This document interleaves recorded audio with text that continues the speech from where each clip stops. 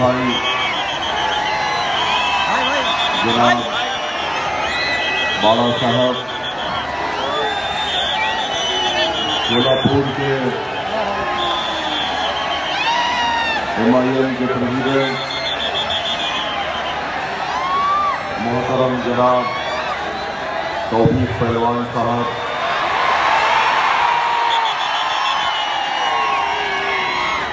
MIM party के MLA जनाब वारिस पठान साहब, जनाब इम्तियाज जलील साहब जो औरंगाबाद पार्लियामेंट के उम्मीदवार भी हैं, और दायिश पर बैठे हुए वंचित बहुजन आजादी के तमाम उम्मीदवार, कैंडिडेट, जिम्मेदार, मेरी माँ और बहनों, मौजूद हाज़रीन इकराम, बुजुर्गान मिल्लत, नौजवान साथियों, मेरे अजीज दोस्तों और बुजुर्गों, आपको मेरे बड़े भाई जनाब प्रकाश अम्बेडकर साहब को भी सुनना है। मैं चाहता हूं कि यहाँ पर जो सामने जो लोग बैठे हैं थोड़ा खामोशी से मेरी बात सुने, ताकि मैं जो बात आपके सामने बोलने के लिए आया हूं वो आपके सामने रखूं, और जब आप इस स्टेडियम से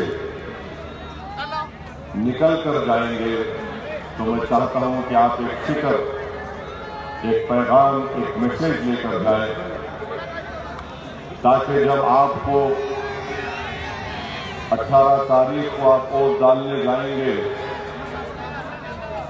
तो आप बेखौफ होकर, बगैर किसी ज़हनी उलझन का शिकार हुए, आपका उंगली उठेगी और इंशाअल्लाह ताला इस निशान पर, कप और साफर पर आप बटन दबाएंगे। मेरे अजीज दोस्तों और बुजुर्गों, मैं कुछ और तकरीर करने यहाँ पर आया था, मगर जब मैं हैदराबाद से निकला तो रास्ते में मैं एक न्यूज देखा, और वो न्यूज ये थी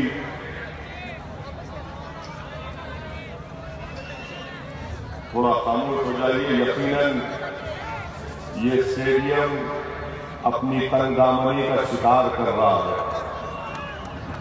और मुझे बताया गया है और मुझे यकीन भी है कि 2014 में जब पार्लियामेंट के चुनाव हो रहे थे, मोदी यहां पर आए थे, तब भी इतनी भीड़ जमा नहीं हुई थी। मेरे भाई, मेरे बुजुर्गों, मेरी माँ और बहनों, जब मैं हैदराबाद से निकला, नलदुर्ग के करीब जब मैं पहुंचा गाड़ी में, तो मैं एक न्यूज देखा, उसको पढ़ा, और पढ़कर मुझे बहुत तकलीफ हुई, बहुत ज्यादा तकलीफ हुई, और मुझे गुस्सा भी आ रहा था, और आज उस तकलीफ और गुस्से का इजहार करने के लिए मैं आपके सामने खड़ा हूं। मुझे गुस्सा इस बात पर आया और तकलीफ इस बात पर हुई कि मैंने न्यूज में पढ़ा कि पाकिस्तान के प्राइम मिनिस्टर इमरान खान ये स्टेटमेंट दिए कि भारत का, हिंदुस्तान का अगर नेक्स्ट प्राइम मिनिस्टर मोदी बनेगा तो हम कश्मीर के मसले को हल कर लेंगे। मेरे भाई, मेरे बुजुर्गों, मेरी माँ और बहनों, ये हमारे देश का इलेक्शन है, ये हमारे देश का जमहूरियत का इलेक्शन है। ये पाकिस्तान की तरह यहां पर मिलिट्री इलेक्शन को कंट्रोल नहीं करती इमरान खान। ये भारत का इलेक्शन है जहां पर जनता तय करती है किसको प्राइम मिनिस्टर बनाना, किसको घर में बिताना। इमरान खान याद रखो, अगर तुम भारत के इलेक्शन के ताल्लुक से ये बयान दे रहे हो कि भारत का प्राइम मिनिस्टर मोदी बने, तो हिंदुस्तान के गयूर हिंदुस्तानी, चाहे वो दलित हो, चाहे वो हमारे मुस्लिम अक़लियत हो, चाहे दंगर समाज के लोग हो, चाहे वो मराठा हो, चाहे वो ब्राह्मण हो, हम सब एक होकर इंशाअल्लाह ताला इमरान खान, हम मोदी को प्राइम मिनिस्टर बनने नहीं देंगे इंशाअल्लाह ताला। पाकिस्तान की ये हिम्मत कि हमारे इलेक्शन में वो बोले इमरान खान खड़े होकर कि भारत का प्राइम मिनिस्टर मोदी बनेगा तो कश्मीर का मसला हल हो जाएगा। अरे सुनो इमरान खान, सुनो मोदी, कश्मीर किसी के बाप की जागीर नहीं है। कश्मीर हिंदुस्तान का टूट हिस्सा है और इंशाअल्लाह रहेगा। इमरान खान पाकिस्तान में बैठकर, अरे इमरान खान, तुम जो पाकिस्तान में हुकूमत नहीं कर सक रहे, तुम हमको सिखा रहे। खान साहब, शोलापुर में भी बड़े बड़े खान साहब आए जो तुम पे भारी पड़ेंगे, याद रखो। महाराष्ट्र में, हिंदुस्तान में एक से एक पठान है, ओरिजिनल पठान है, जो इंशाअल्लाह ताला भारत का नेक्स्ट प्राइम मिनिस्टर मित्रों को बनने नहीं देंगे। इमरान खान की ये हिम्मत कि कश्मीर के मसले के ऊपर कहता है कि भारत का प्राइम मिनिस्टर अगर मोदी बनेगा तो अच्छा होगा। इमरान खान, हम जानते हैं कि तुम्हारे दिल की हसरत ये है, कि तुम्हारे दिल की ख्वाहिश ये है, कि तुम्हारा ख्वाब ये है कि अगर मोदी प्राइम मिनिस्टर बन गया 23 मई को, तो जान लो शोलापुर के लोगों, जान लो मेरे वतन अजीज से गयूर हिंदुस्तानियों, अगर मोदी प्राइम मिनिस्टर बनेगा तो सबसे पहले मिठाई खाएगा इमरान खान। अगर इमरान खान को नमक चकाना है, इमरान खान की जबान को काला करना है, अगर पाकिस्तान को झराना है, अगर इमरान खान के सांप को चूकनाचूर करना है, तो सुनो मेरे हिंदुस्तान के, मेरे हिंदुस्तानी भाइयों, हम मोदी को नहीं बनाएंगे प्राइम मिनिस्टर, नहीं बनाएंगे, नहीं बनाएंगे। इमरान खान की इतनी हिम्मत, पाकिस्तान की मिलिट्री की इतनी हिम्मत कि तुम हमारे भारत के मामलात में मदाखलत करोगे। हाँ इमरान खान, एक और खुशखबरी सुन लो, जब तुम्हारा बोलना झूठा साबित होगा तो ये भी खबर तुमको आएगी 23 मई के दिन कि महाराष्ट्र में इंशाअल्लाह ताला हमारे बड़े भाई प्रकाश अंबेडकर पार्लियामेंट को जाएंगे, मेंबर ऑफ पार्लियामेंट बनकर। मेरे अजीज दोस्तों और बुजुर्गों, इसी स्टेडियम में मोदी आए थे।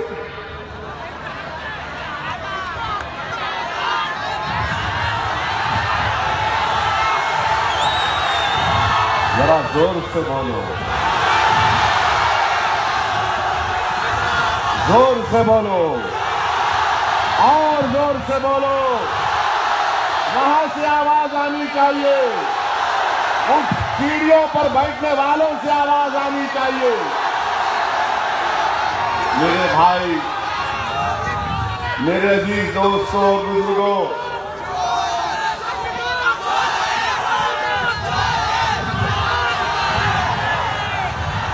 अभी वोट भी डालो जाके।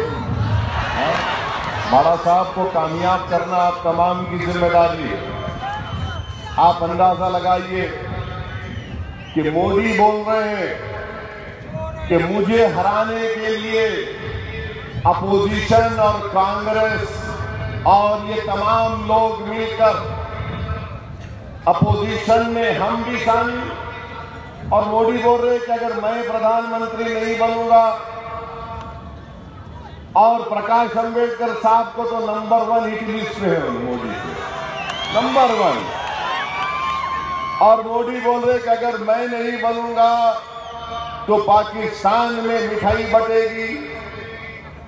हिंदुस्तान के वजीर आजम, आपने झूठ बोला।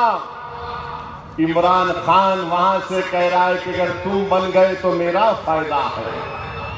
आप अंदाजा लगाइए कि एक पाकिस्तान का प्राइम मिनिस्टर है, एक स्टेटमेंट देता है, और आज दिन भर मोदी की सभाएं हुई, कहीं पर भी मोदी ने इमरान खान के स्टेटमेंट को कंडेम नहीं किया।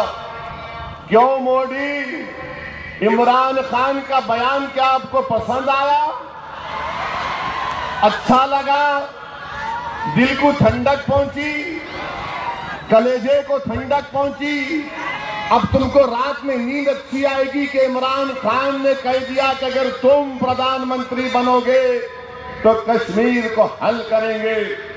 मैं हिंदुस्तान के तमाम गयूर हिंदुस्तानियों से कह रहा हूं, अगर आप में वतन से मोहब्बत है तो इमरान खान के ख्वाब को चुकनाचूर करना पड़ेगा आपको। अगर आप भारत के बेटे और बेटियां हैं तो भारत आपसे मुतालबा करता है, हिंदुस्तान के हिंदुस्तानियों, के एक पाकिस्तान का वजीर आजम हम हिंदुस्तानियों से कह रहा है, हमारे इलेक्शन में मदाखलत कर रहा है। ये हमारी इज्जत नफ्स के खिलाफ है कि कोई मुल्क बाहर का फॉरेनर हमसे नहीं कह सकता कि भारत का प्रधानमंत्री कौन बनेगा। इंशाअल्लाह ताला जब 23 मई को नतीजा आएगा तो मोदी याद रखो, हम इमरान खान के इस बात को, भारत के 130 करोड़ लोग इमरान खान की इस बात को झूठा साबित करेंगे। महाराष्ट्र के गरीब, दलित, मुसलमान, धनगर समाज के लोग, कोली समाज के लोग इंशाअल्लाह ताला बाला साहिब को अपने कंधों पर बिठाकर दिल्ली लेकर जाएंगे इंशाअल्लाह। मेरे अजीज दोस्तों और बुजुर्गों, दूसरी बात, ये कांग्रेस पार्टी सुधरने वाली नहीं है, याद रखो, नहीं सुधरते। अभी मैं आया शोलापुर तो आते ही इनके पेट में दर्द शुरू हो गया। मीडिया के लोग आ गए, मीडिया के लोग आकर सवाल किए। मैंने कहा पूछो।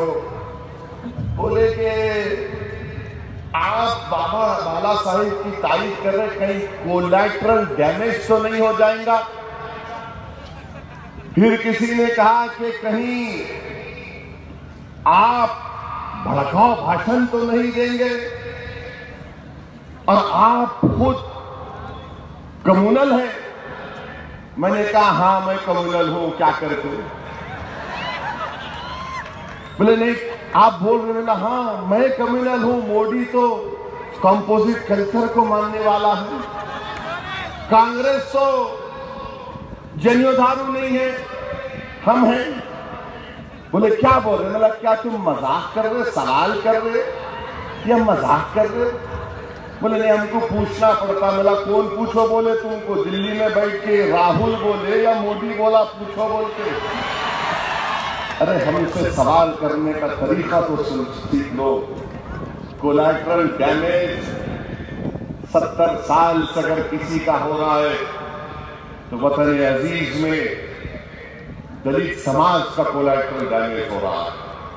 कोलैटरल डैमेज अगर किसी का हो रहा है तो माइनॉरिटीज का, खास तौर से मुस्लिम माइनॉरिटीज और क्रिश्चियन का हो रहा है। कोलैटरल डैमेज अगर किसी का हो रहा है तो धनगर समाज का हो रहा है। कोलैटरल डैमेज अगर किसी का हो रहा है तो कोली समाज का हो रहा है। कोलैटरल डैमेज अगर किसी का हो रहा है तो कमजोरों का, गरीबों का हो रहा है, और अगर किसको प्रॉफिट मिल रहा है तो कांग्रेस को प्रॉफिट हुआ, एनसीपी को प्रॉफिट मिला, बीजेपी को मिला, शिवसेना को मिला। तुम कमाते रहे और हमारा कोलैटरल डैमेज करते रहे, हमको तबाह बर्बाद करके रख दिया। मेरे भाई, आज आप हजारों की तादाद में यहां पर आप जमा हुए हैं। मैं आपसे भीख मांगने आया हूं। मैं आप शोलापुर की आवाम से भीख मांगने आया हूं। याद रखो मेरी इस बात को, अगर अब की बार आप मेरे बड़े भाई प्रकाश अंबेडकर के कामयाब नहीं करेंगे, सुनो, अगर अब की बार आप प्रकाश अंबेडकर साहब को कामयाब नहीं करेंगे तो याद रखो महाराष्ट्र के मजलूम अवाम, याद रखो महाराष्ट्र के दलित समाज, धनगर समाज, माइनॉरिटीज, फिर हमको हमारी जिंदगियों में ऐसा मुखलिस लीडर नहीं मिलने वाला। मैं ईमानदारी से कह रहा हूं, मैं ईमानदारी से कह रहा हूं, एक अल्लाह जो है ना ऊपर वाला हमको एक तारीखी हिस्टोरिकल मौका दिया है। खुदा के लिए इस मौके को गनीमत समझो, अपने वोट का इस्तेमाल करो मेरे भाई। किसके लिए इस्तेमाल करोगे? तुमने 70 साल इन तमाम जालिमों को वोट दिया जिन्होंने हमको बर्बाद कर दिया। तुमने 16 पार्लियामेंट इलेक्शन भारत में हुए, आपने उनको वोट दिया जिन्होंने हमारे बच्चों को जेल में डालकर उनकी जवानी को बर्बाद कर दिया। शोलापुर के मुस्लिम अक़लियतों, क्या यह बात सच नहीं है कि तुमने कांग्रेस को वोट दिया? आज कहने दो मुझे, तुमने हमेशा कांग्रेस को वोट दिया, क्या मिला हमको बताओ? क्या मिला? जेल की सलाखें मिली, पुलिस का इनकाउंटर मिला, टेररिज्म के झूठे मुकदमे मिले और जिंदगियां बर्बाद हो गई। बैंक से लोन नहीं मिलता, गरीबी मेरा मुकद्दर बन गया, नाइंसाफी मेरा मुस्तकबिल बन गया। बताओ कब तक तुम ऐसे जालिमों का साथ दोगे? आज हमारे पास एक मुतबादिल है, प्रकाश अंबेडकर के रूप में हमारे पास एक लीडर है। अगर हम इनका साथ देंगे तो इन नाइंसाफियों का खात्मा होगा। तीसरी बात जो मैं आपसे अर्ज करने आया हूं, एक वीडियो चला रहे यहां पर, मेरे बड़े भाई का वीडियो चला रहे, अकोला में क्यों लड़े, वहां पर वो हिदायत है, क्यों लड़े? यहां के क्यों आए, वहां क्यों लड़े? ऐसा वीडियो कांग्रेस वाले चला रहे। सुनो, तुम्हारा बाप तुमको जवाब देने आया, तुम्हारा बाप तुमको जवाब देने आया। सुनो, और कांग्रेसियों, ये जवाब सुन के मुझे यकीन है कि तुम तमाम का पेट खराब होगा और तुम तमाम के तमाम रात भर टॉयलेट में बैठकर याद करके रहोगे। अकोला से क्यों लड़ रहे बड़े भाई? तो कांग्रेसियों, मेरा जवाब तुमसे यह है कि केरला से राहुल गांधी क्यों लड़ रहा है, वायनाड से राहुल गांधी क्यों लड़ रहे हैं, शोलापुर की आवाम, शोलापुर के गयूर मेरे भाइयों, क्या ये बात सच नहीं है कांग्रेसियों कि वायनाड से कांग्रेस ने एक कैंडिडेट का ऐलान किया था जिसका नाम सिद्दीक था? क्या नाम था? सिद्दीक। उसके नाम को कैंसल करके राहुल गांधी वहां इलेक्शन लड़ रहे हैं। मैं किसी के पार्टी के मामलात में बोलना नहीं चाहता था, मगर याद रखो, अगर तुम प्रकाश अंबेडकर बाबा साहिब के बारे में झूठ बोलोगे तो हम तुम्हारी हर एक लफ्ज का जवाब देंगे। और आज जवाब देने में तुम्हारे सामने खड़ा हूं। क्यों तुमने सिद्दीक का टिकट काटा?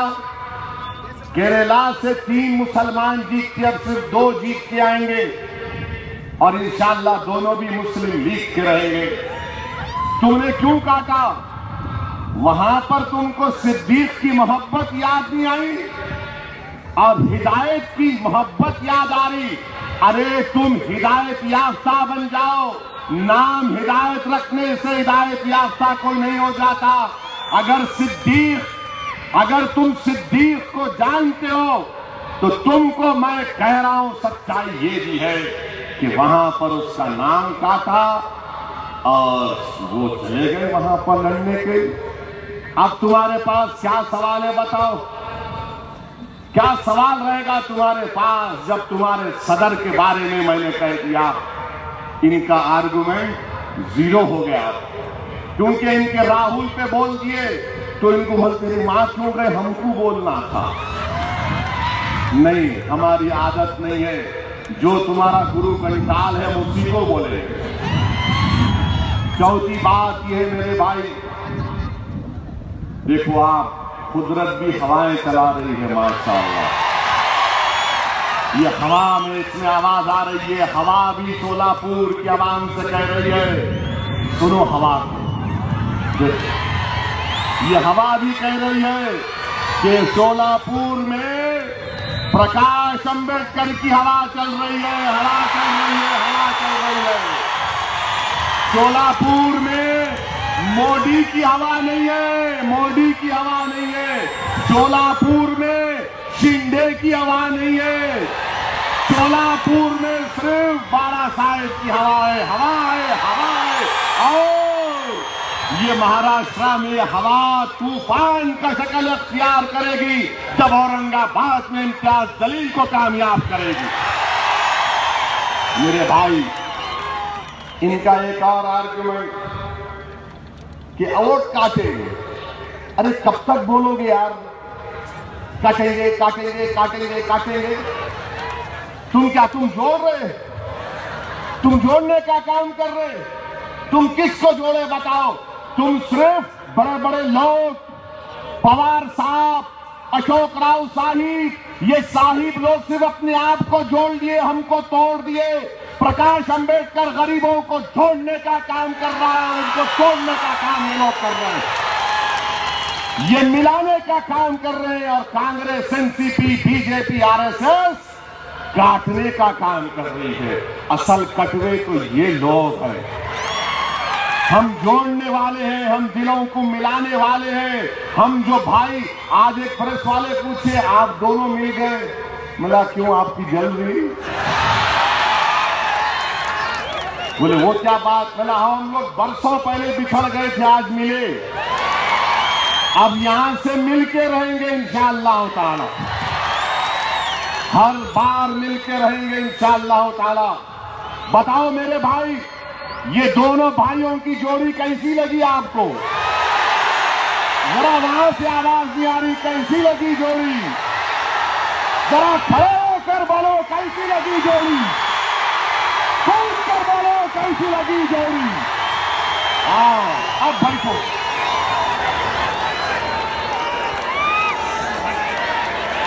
देखे शिंदे साहब, देखे राहुल, देखो मोदी, उनके खड़े हो गए और खड़े होकर बैठ गए।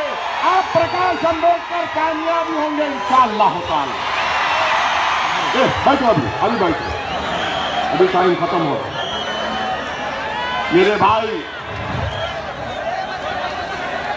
शिंदे साहब बोलते, एक मिनट बैठे। शिंदे साहब बोलते, हाँ बैठ। सुनो अभी मजे की बात।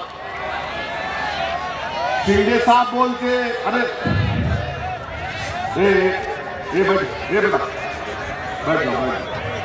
हाँ बैठ जाओ, छोड़ो।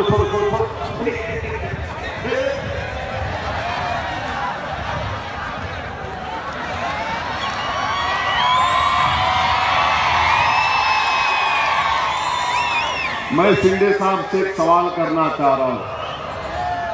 शिंदे साहब, आप जब होम मिनिस्टर थे तो क्या ये बच्चे गिरफ्तार नहीं हुए थे?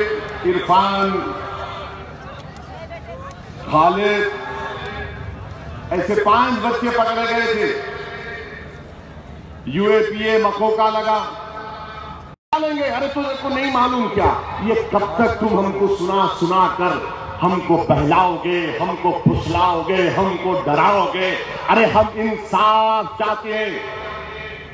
क्या आप नहीं चाहते खालिद से इंसाफ हो? बताओ, क्या तुम नहीं चाहते खालिद से इंसाफ हो? तो फिर क्यों नहीं कांग्रेस की सरकार इंक्वायरी भी ऑर्डर नहीं करती, डर रही है? मेरे अजीज दोस्तों और बुजुर्गों, ये इनके कारनामे। 16 मरतबा मिनिस्टर क्या क्या बने, कुछ नहीं कर सके। और मैं सोलापुर के वोटर से अपील कर रहा हूं, एक तरफ प्रकाश अंबेडकर साहब, दूसरी तरफ शिंदे, तीसरी तरफ जो भी है, सुनो आप, अब इन तीनों को आप देखो। अब आपको कोई मसला पैदा हो गया। मिसाल के तौर पर एक दाढ़ी वाला है, फ्रूट का कारोबार करता है, उसके बच्चे को रात में पुलिस उठाकर लेके चले गई कि तू आतंकवादी है। तुम अपने दिल पर हाथ रखकर बोलो, तुम इन तीनों में किसको फोन करोगे? यही तो बताने आया हूं। तुम किसको फोन करोगे जिस पे तुमको भरोसा है कि मेरा फोन उठाएगा, मेरे को दिलासा देगा, मेरे लिए लड़ेगा? ये दोनों को फोन करे तो सो जाते। बोलेंगे साहिब को डिस्टर्ब नहीं कर सकते, अभी अभी टॉनिक लेके सो गए, तबीयत खराब होती रात में। और बीजेपी के कैंडिडेट को बोलेंगे तो वो बोलेगा मेरे को फोन किया, मैं भगवान हूं। हाँ, हमको करता है, भगवान को करता है। तो मैं आपसे कह रहा हूं, इंसान को वोट दो, भाई को वोट दो, अपने हमदर्द को वोट दो, तुम पे मर मिटने वाले को वोट दो, तुम पे मर मिटने वाले को वोट दो। जिंदगी इनकी तुम्हारे सामने है। एक आदमी लड़ रहा है, तकालीफ को बर्दाश्त कर रहा है। आज हमको उनको इनाम देने का टाइम आया। एक एहसान कर दो, अगर तुम बाबा साहिब अंबेडकर को मोहब्बत करने वाले हो, क्या तुम बाबा साहिब अंबेडकर से मोहब्बत करते हो? आप करते हो बाबा साहिब अंबेडकर से मोहब्बत? तो तुमको उस मोहब्बत का वास्ता दे रहा हूं, मेरे भाई को कामयाब कर दो, मेरे भाई को कामयाब कर दो। अब मोदी क्या बोल रहे? मोदी बोल रहे सेनाओं के नाम पर वोट मांग रहा है। अरे मोदी, तुमको तो इमरान खान तुम्हारे साथ है और भारत का गरीब, दलित, वंचित समाज के लोग प्रकाश अंबेडकर के साथ हैं। मेरे भाई, वोट डालने से पहले सोच लो कि जो तुम्हारा एमपी बनेगा, कौन पार्लियामेंट में जाकर दंगर समाज का, शेड्यूल ट्राइब का लड़ेगा? बोलो ये पीली टोपियां पहनने वाले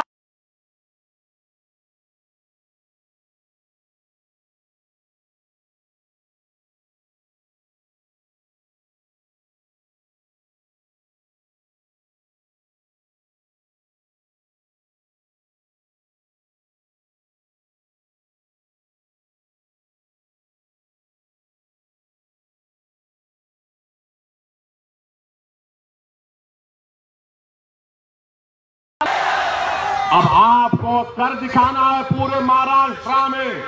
जिसने आपको धोखा दिया, जिसने आपको झूठ बोलकर वोट हासिल किया, हराओ उनको, जमानत जब्त कराओ उनकी, घर में बिठाओ इन लोगों। एक और बात, अरे साथ है, ये कब तक साथ है? साथ वोट भी डालो, वोट डालो। अब मेरे भाई, मैं एक और बात आपके सामने कह रहा था। हमारे मस्जिद का वाकया, शिंदे साहब भीख मांगो। शिंदे साहब याद रखो, तुम्हारा जब नरसिम्हा राव प्राइम मिनिस्टर था तो जब ही बाबरी मस्जिद को तोड़ी गई, और हम तुमसे आज भीख नहीं मांग रहे। मैं असदुद्दीन अवैसी सोलापुर के अवाम के सामने अपने बड़े भाई के लिए भीख मांग रहा हूं। किस लिए मांग रहा हूं? मस्जिद के लिए भी मांग रहा हूं, मंदिर के लिए भी मांग रहा हूं, बुद्धिस्ट भाइयों के लिए मांग रहा हूं, धनगर समाज के इंसाफ के लिए मांग रहा हूं, गरीबों के इंसाफ के लिए मांग रहा हूं। क्या तुम मुझे भीख दोगे? नहीं दोगे? दो मेरे भाई, मैं तुम्हारे सामने हाथ फैला रहा हूं। मैं किस लिए फैला रहा हूं तुम्हारे सामने हाथ? कि हिंदुस्तान में जब तक कमजोर लोग नहीं मिलेंगे, जब तक हिंदुस्तान के कोने कोने में माए अपने बच्चों को नहीं कहेंगी कि बेटा जिस तरह ओवैसी और बाला साहिब मिल गए, इसी तरह पूरे मुल्क में मिल जाओ। खत्म करो इन आरएसएस को, बीजेपी को, मोदी को, कांग्रेस को, एनसीपी को। ये काम आपको करना है। वहां बैठी मेरी माओं से कह रहा हूं, मेरी माएं, आप पर जिम्मेदारी है कि आप अपने बच्चों को प्रकाश अंबेडकर की तरह बनाइए। नौजवानों, तुम अपने भाइयों को, अपनी औलाद को ओवैसी से अच्छा बनाना। आज दुनिया को जरूरत है लड़ने वालों की। मेरे अजीज भाइयों, अब ये मीडिया का भी बड़ा रोल, बुरा मत मानो हमारे मीडिया के लोग, डोंट, आप में मालूम आप अपना काम कर रहे हैं। मोदी का एक इंटरव्यू देखा पेपर में, टीवी पे, दो लोग इंटरव्यू ले रहे उनका, और एक इंटरव्यू लेने वाली मैडम उनसे पूछ रही है, एक बात तो बताइए, पूछना पड़ेगा। मैं बोला ये क्या पूछेंगे? बोले एक बात तो बताइए कि आपको इतनी ताकत कहां से आती है? आप कोई टॉनिक पीते क्या? हाँ? हमको नहीं मालूम था मोदी साहब टॉनिक मारते। मैंने बोल रहा हूं, मैडम बोले, ये कोई सवाल है? अच्छा मोदी साहब, उनसे पूछा गया क्या रोजे रखते? मैं खाली पानी पी। खाली पानी नहीं, पपीता भी खा लेते। हाँ? इंटरव्यू हो रहा प्राइम मिनिस्टर से। नौजवानों को नौकरी 2 करोड़ नहीं पूछते। धनगर समाज को तुमने वादा किया था, एससी के स्टेटस नहीं पूछते। 15 लाख नहीं पूछते, कुछ नहीं पूछते, रोजा रख ले। अच्छा मोदी को देखो आप, ऐसा शर्मा रहे, ऐसा शर्मा रहे जैसा कोई दूल्हे की शादी होती है। शर्मा रहे, ऐसा शर्मा रहे। मोदी साहब 64 ईयर्स में भी आप क्या शर्मा रहे? यानी पहली मर्तबा अगर कोई शादी हो के ससुराल को जाते ना, तो ससुराल में खा बेटा खाओ, अरे लो, क्या बात है, मजाक है ये मीडिया वालों प्लीज अपनी इज्जत बचा लो आप, वरना मोदी मिट्टिया मिलीत कर देगा आपको, याद रखो। अच्छा मीडिया के सामने हमारे को खड़ा कर दो, ओवैसी तुम आतंकवादी हो क्या है? तुम भड़काऊ भाषण देते हो, माने शुरू से हम पे वार करते। इनको लगता कि हम उनके दूल्हे भाई हैं और मोदी उनके हीरो। क्या बात। मेरे अजीज दोस्तों और बुजुर्गों, मैं आज से यही गुजारिश करने आया हूं। मेरा इलेक्शन कल है हैदराबाद में, कल पोलिंग है। आपकी दुआओं की जरूरत है, आपकी दुआओं की जरूरत है, हमारी मां और बहनों के आशीर्वाद की जरूरत है। और मैं इंशाअल्लाह ताला यकीन से कह रहा हूं कि जब मैं पार्लियामेंट को जाऊंगा तो बाला साहब का हाथ पकड़कर हम दोनों जाएंगे, पूरे एमपीओ के साथ जाएंगे इंशाअल्लाह ताला। और एक और बात मैं कहना चाह रहा हूं आपसे, मेरे भाई, ये सोलापुर में आया हूं तो मोहसिन शेख के बारे में अगर बात नहीं करूंगा तो नाइंसाफी होगी। मोहसिन शेख को अल्लाह उसकी खबर को नूर से भर दे, अल्लाह उसको इंसाफ दिला दे। और ये बीजेपी की हुकूमत ने मोहसिन शेख को मारने वालों की, उनका प्रोटेक्शन कर रही है। फडणवीस साहब, आप चीफ मिनिस्टर जरूर हैं, मोदी तुम प्रधानमंत्री जरूर हो, मगर याद रखो जब गरीब मरता है ना, और जब उस गरीब की मां अपने नौजवान बेटे या बेटी की लाश को देखकर उसकी आंख से आंसू निकलते हैं, तो इस दुनिया को बनाने वाला अल्लाह उसकी रहमत जोश में आ जाती है कि एक मजलूम और गरीब बेबसी के आलम में पुकार रहा है। मेरे भाई, मोहसिन शेख को मत भूलो, इसके लिए इंसाफ दिलाना है। कैसे दिलाएंगे? नारों से दिलाएंगे? आंख से आंसू बहाकर दिलाएंगे? नहीं, वोट डालकर दिलाएंगे। ये सरकार को हटाकर दिलाएंगे। मोहसिन शेख की लाश उस खबरस्तान से शोलापुर की आवाम को पुकार पुकार कर कह रही है कि मुझसे अब तक इंसाफ नहीं हुआ। शोलापुर के रहने वालों, मैं भी शोलापुर में पैदा हुआ था, मैं भी इसी सरजमीन में बड़ा हुआ। मैं गरीबी की वजह से पूना में जाकर काम कर रहा था। शोलापुर की मेरी माँ और बहनों, मोहसिन शेख तुम्हारा बेटा था। शोलापुर के बुजुर्गों, मोहसिन शेख तुम्हारा बेटा था। शोलापुर के नौजवानों, मोहसिन शेख तुम्हारा भाई था। इस बेटे भाई के लिए तुमको इंसाफ की लड़ाई लड़ना, इंसाफ की लड़ाई लड़ना। और हमारे मुल्क का माहौल कैसा हो गया मेरे भाई? आसाम में शौकत अली एक शख्स है। आप आओ।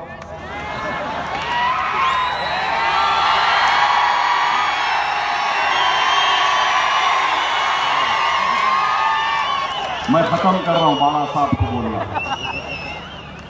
शौकत अली 70 साल का एक बूढ़ा, आसाम में गाय कशी का कानून नहीं है। शौकत अली को मार मार कर कीचड़ में गिरा कर मारे और उसके मुंह में सूअर डालकर खिला दी। मुसलमान सूअर नहीं खाता, इस्लाम में हराम है। बताओ मोदी जी, क्या आपने ट्वीट किया? क्या आपने कंडेम किया? मैं भारत के उन तमाम लोगों से अपील कर रहा हूं जिन्हें नाज है हिंदुस्तान पर, जिन्हें नाज है हिंदुस्तान पर, जिन्हें फख्र है तिरंगे पर, जिसे मोहब्बत है संविधान जिसको बाबा साहिब ने बनाया। उठो और बचा लो हिंदुस्तान को, बचा लो इस मुल्क को, वरना याद रखो इस मुल्क में इंसानियत खत्म हो जाएगी, इस मुल्क में हमदर्दी और भाईचारे का खत्म हो जाएगा। इसीलिए अपनी बात को खत्म करूंगा। किसी एक शायर ने बड़ा अच्छा लिखा आखिर में कि जब वोट करो तो याद रखो तुम कौन हो, क्या हो, याद रखो। जिस ईद के दिन इंसान मरे उस ईद के दिन को याद रखो। गौ मांस के शक में मारे गए अखलाक सचा को याद रखो। उस आसिफा अपनी गुड़िया को क्यों मारा गया था याद रखो।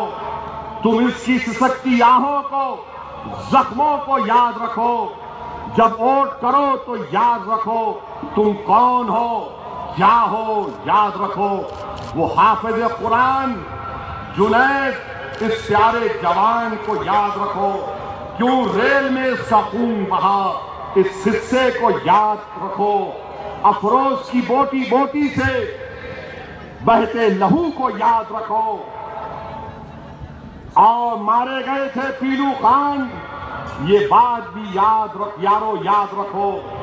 क्यों मिलना नहीं है प्यारे नजीब, क्यों मिलता नहीं है प्यारा नजीब, क्या राज है इसमें याद रखो। जब वोट करो तो याद रखो तुम कौन हो, क्या हो, याद रखो। क्यों रोहित वेमुला को मारा गया इसको याद रखो। और शायर ने कहा आतंक मचाए हिंद में कौन है, कौन यहाँ ही आतंकी। आखिर की गुजारिश है तुमसे, वोटिंग के समय तुम याद रखो। मेरे भाई अपने वोट का इस्तेमाल करिए, एक एक वोट का इस्तेमाल करिए, पोलिंग परसेंटेज बढ़ाइए। मेरे बड़े भाई बाला साहब को कामयाब करिए, यहाँ से बाला साहब MP बनेंगे। तौफीक पहलवान तुम्हारी जिम्मेदारी है। कि तुम बाला साहेब को एमपी बनाना, ताकि इंशाअल्लाह ताला बाद में तुम तौफीक पहलवान यहां से शोलापुर का एमएलए बनेगा।